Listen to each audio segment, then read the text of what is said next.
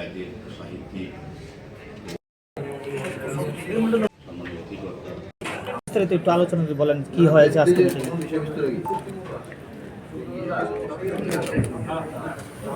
42তম আগরতলা বইমেলাকে সামনে রেখে আজকে স্টিয়ারিং কমিটির বিশেষ সভা অনুষ্ঠিত হয়েছে। আমাদের মধ্যে স্টিয়ারিং কমিটির মধ্যে উপস্থিত আছে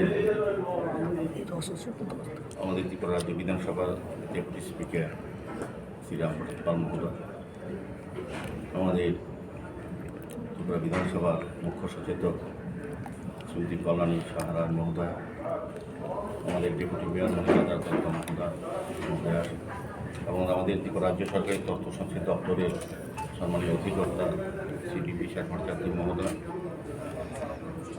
এখানে এই আজকের এই আলোচনা সভায় সভাধিপতি মাননীয় বিধায়িকা, আমাদের এই রাজ্যের সাহিত্যিক, কবি, লেখক, প্রকাশক এবং বিশিষ্ট আইনজীবী, আমাদের রাজ্য সরকারের পিএসইউর বিভিন্ন চেয়ারম্যানগণ, বিভিন্ন গুণীজনেরা শহরে এই রাজ্যে এবং বিভিন্ন রাজ্য সরকারের বিভিন্ন দপ্তরের আধিকারিকরা উপস্থিত ছিলেন।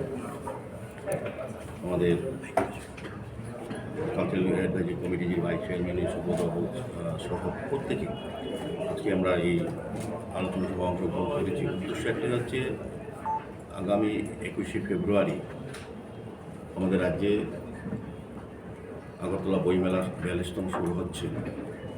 সেটাকে সামনে রেখে কতটা প্রস্তুতি নেওয়া হয়েছে এবং কী কী করণীয়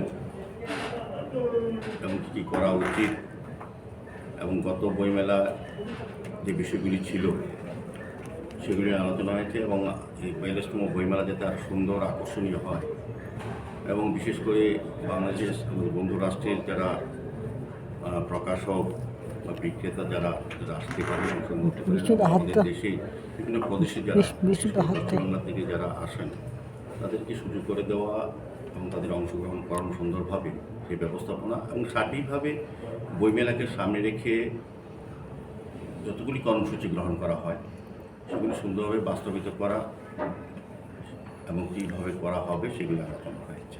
তো বিভিন্ন যারা উপস্থিত ছিলেন তারা তাদের অভিজ্ঞতা নিরিখে আলোচনা রেখেছেন। সর্বসম্মতিক্রমে সকলের সুচিন্তিত মতামতের মাধ্যমে কিছু কিছু সিদ্ধান্ত গ্রহণ করা হয়েছে। তো আপনারা অবহিত আছেন গত 30শে ডিসেম্বর মাননীয় মুখ্যমন্ত্রী প্রফেসর ডক্টর মানিক সাহার পৌরোহিত্যে আমাদের একটা অর্গানাইজিং কমিটি গঠন করা হয়েছে এবং পরবর্তী সময় আগরতলা পৌর নিগমের মেয়রকে চেয়ারম্যান করে স্টিয়ারিং কমিটি করা হয়েছে এবং 8টি সাব কমিটি করা হয়েছে মেলাকে সুন্দরভাবে পরিচালনা করার জন্য। সার্বিকভাবে সমস্ত বিষয় আজকে তুলে ধরা হয়েছে এবং আলোচনা করা হয়েছে।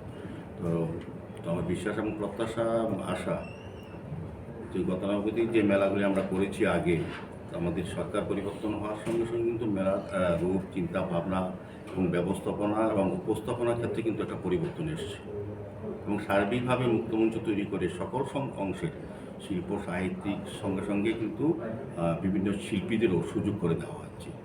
তো সার্বিকভাবে আমি বলবো এই বইমেলাটা একটা মিলন মেলা, আমাদের সরকারি চিন্তা ভাবনা এবং বইমেলা স্টিয়ারিং কমিটির যে মানুষের মতামত সেটা এক জায়গাতেই আছে।